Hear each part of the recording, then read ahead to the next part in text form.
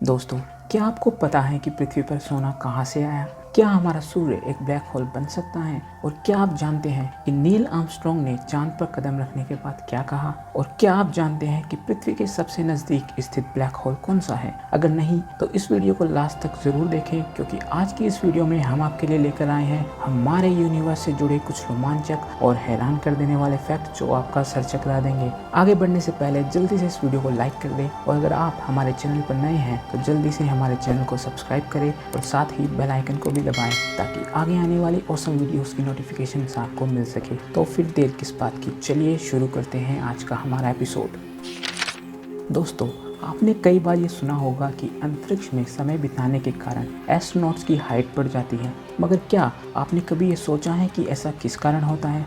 हम आपको बता दें कि पृथ्वी पर ग्रेविटेशनल फोर्स के कारण हमारे शरीर में रीढ़ की हड्डी के बीच मौजूद डिस्क कंप्रेस्ड रहती है, मगर अंतरिक्ष में ये डिस्क एक्सपेंड हो जाती है क्योंकि वहाँ पर ग्रेविटी नहीं है। इसी वजह से इंटरनेशनल स्पेस स्टेशन में समय बिताने के कारण एस्ट्रोनॉट्स की हाइट 3% तक बढ़ जाती है।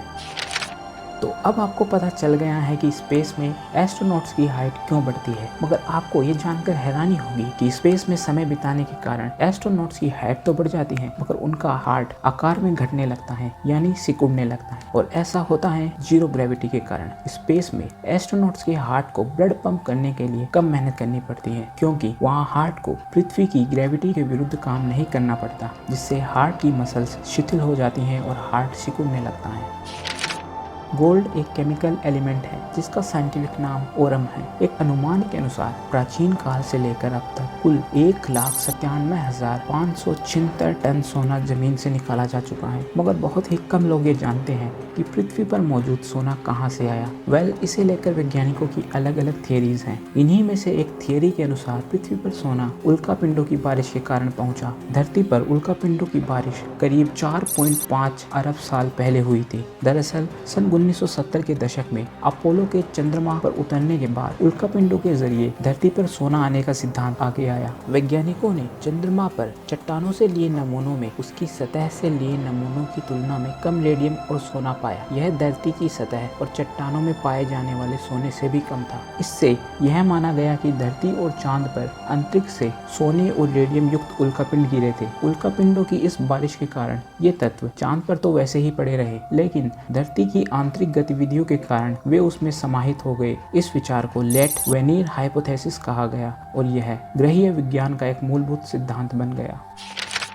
चंद्रमा का मास यानी वजन करीब 73,500 क्वांटिलियन किलोग्राम है, जो कि पृथ्वी के वजन का 1.2% है। दूसरे शब्दों में कहें तो पृथ्वी का मास चंद्रमा से 81 गुना अधिक है। वजन में इतने ज्यादा अंतर की वजह से दोनों की ग्रेविटी में भी बहुत ज्यादा फर्क है। चंद्रमा की ग्रेविटी पृथ्वी की ग्रेविटी का केवल 17% है, जिसकी वजह से एस्ट्रोनॉट चंद्रमा की सतह पर 4 मीटर तक ऊंचा कूद सकते हैं।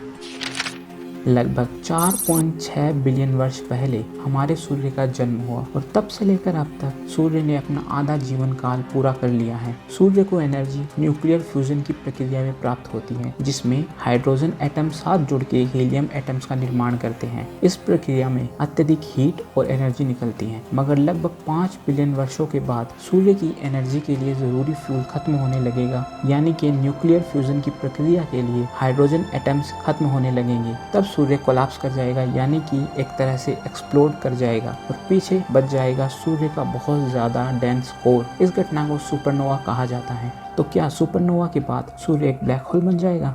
हमारे सूर्य का डायमीटर करीब 1.3927 मिलियन किलोमीटर्स और वजन करीब 1989 ऑक्टिलियन किलोग्राम है। इतना विशालकाय होने के बावजूद भी सूर्य का वजन इसे एक ब्लैक होल में कन्वर्ट करने के लिए पर्याप्त नहीं है। सूर्य को एक ब्लैक होल बनने के लिए अपने वजन से 20 गुना ज्यादा वजन चाहिए। पर्याप्त वजन न होने के कारण सूर्य एक ब्लैक होल नहीं बन पाएगा, यह केवल एक व्हाइट ड्वार्फ बनकर रह जाएगा। अगर फिर भी हमारा सूर्य एक ब्लैक होल बन पाता तो इस ब्लैक होल का डायमीटर सिर्फ 3.7 माइल्स यानी कि लगभग 6 किलोमीटर होता। अब जब आपको पता चल गया है कि हमारा सूर्य एक ब्लैक होल नहीं बन पाएगा, मगर क्या आप जानते हैं कि ऐसा ही एक ब्लैक होल हमसे केवल 1000 लाइट ईयर्स या 10 क्वाड्रिलियन किलोमीटर दूर है। यह black hole HR 6819 star system में मौजूद है। यह ब्लैक होल अब तक खोजे हुए ब्लैक होल्स में पृथ्वी के सबसे नजदीक है। 16वीं शताब्दी में जन्मे गैलीलियो गैलीली एक इटालियन एस्ट्रोनॉमर, फिजिसिस्ट और इंजीनियर थे। विज्ञान और अंतरिक्ष के क्षेत्र में उनके योगदान के कारण उन्हें father of observation astronomy, father of modern physics, father of scientific method और फादर ऑफ मॉडर्न साइंस कहा जाता है। जब उन्होंने अपने टेलीस्कोप की मदद से पहली बार सैटर्न यानी शनि ग्रह को देखा तो उन्होंने सैटर्न की रिंग्स को उसके कान समझ लिया।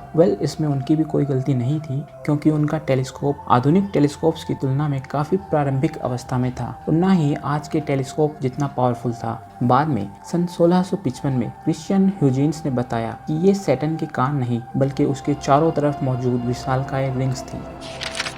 सूर्य के बाद धरती के सबसे पास स्थित स्टार प्रोक्सिमा सेंटोरी है, जो धरती से लगभग 4.24 लाइट ईयर्स की दूरी पर सेंटोरस नक्षत्र समूह के जी क्लाउड में स्थित है। यह एक रेड ड्वार्फ स्टार है। प्रोक्सिमा सेंटोरी लैटिन भाषा का शब्द है जिसका मतलब होता है सेंटोरस का सबसे नजदीक का स्टार। इस ऑब्जेक्ट की खोज सन 1915 में रॉबर्ट इन्स ने की थी। प्रोक्सिमा सेंटोरी एक ट्रिपल स्टार सिस्टम का हिस्सा है जिसमें अन्य 2 स्टार अल्फा सेंटोरी A और अल्फा सेंटोरी B हैं।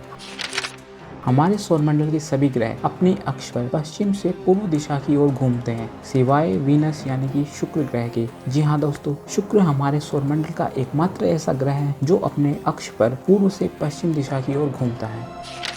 नील आर्मस्ट्रॉन्ग एक अमेरिकी एस्ट्रोनॉट और एरोनॉटिकल इंजीनियर और इसी के साथ चंद्रमा की सतह पर कदम रखने वाले पहले इंसान। आप सभी ने उनके बारे में जरूर सुना होगा, मगर क्या आपने कभी ये सुना है कि चंद्रमा की सतह पर उतरने के बाद उन्होंने सबसे पहले क्या कहा?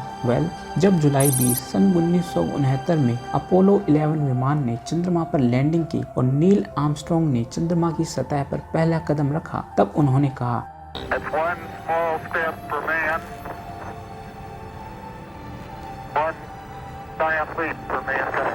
That's one small step for a man, one giant leap for mankind। यानी एक इंसान के लिए यह एक छोटा सा कदम है, परंतु मानव जाति के लिए यह एक बहुत बड़ी छलांग है।